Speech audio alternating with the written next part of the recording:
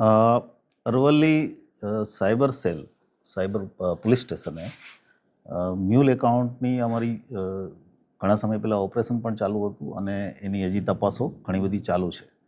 એ સંદર્ભે એક ટ્રાન્ઝેક્શન જે ડાઉટફુલ હતું એ અમને 2000નું નાનું ટ્રાન્ઝેક્શન કર્ણાટકમાં થયેલું અને એમાંથી ભિલોડા ખાતે એક એકાઉન્ટમાં પૈસા આવેલા.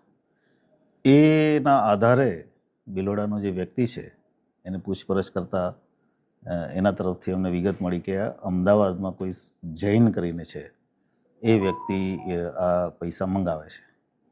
આ જે જૈન છે એ નામ ખોટું હતું.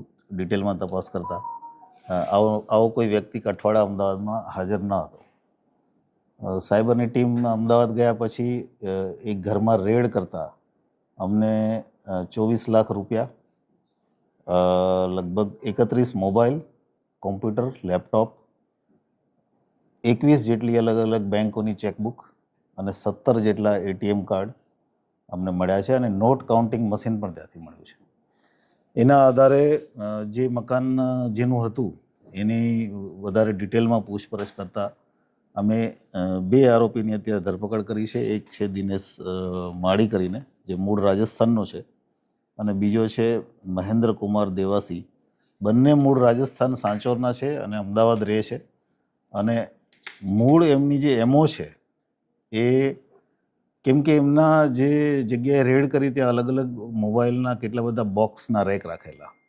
એની એમો હિન્દીમાં ઇન્સ્ટાગ્રામ પોસ્ટ બનાવી અને ઓલ ઇન્ડિયામાં લોકોને સસ્તા ભાવે મોબાઈલ આપી અને એ મોબાઈલથી એનાથી ટ્રાન્ઝેક્શન પૈસા મેળવી વિશ્વાસ કેળવવાનો, પછી પૈસા મેળવવાના અને પછી પોતાના મોબાઈલ બંધ કરી દેવાના.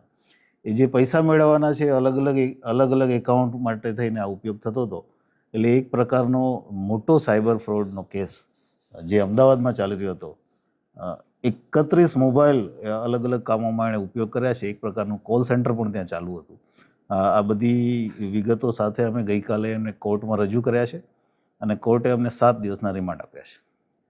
કેટલા લોકોના ખાતામાં આવી ગયા, લોકો પૈસા મંગાવતા હશે એવું કોઈ વિગતમાં સામે આવી? અત્યાર સુધી અમને જે વિગત મળી છે 1,31,00,000નો આ ફ્રોડ છે.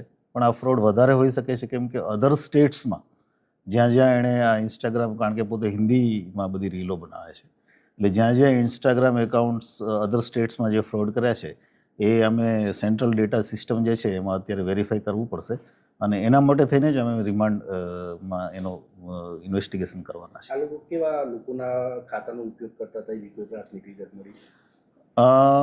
અત્યાર સુધી એના જે ઇન્ટ્રોગેશનમાં જેટલી વિગતો મળી છે એમાં કોઈ પણ લોકો જે સામાન્ય લોકો હોય, ખાસ કરીને નાની મોટી મજૂરી કરતા હોય, ચાની લારી ચલાવતા હોય અને એમને 10% આપી દેવાનું અને ત્યાર પછી બાકીના પૈસા પોતે લઈ લેવાના, આ પ્રકારની નિયમો હતી. આવા લોકોનો સંપર્ક કરતા હતા કેવી રીતે?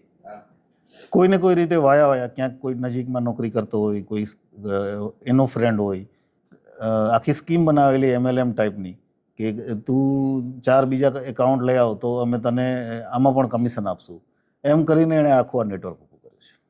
ઇન્વેસ્ટ કેવું કરતા પૈસા ઇન્વેસ્ટ હજી પ્રાથમિક છે અમારી પાસે વિગતો, પણ એને અમદાવાદમાં દુકાન લેવાનું પ્લાનિંગ હતું અને લગભગ 1.5 વર્ષથી આ પ્રકારના ધંધામાં એ ઇન્વોલ્વ છે.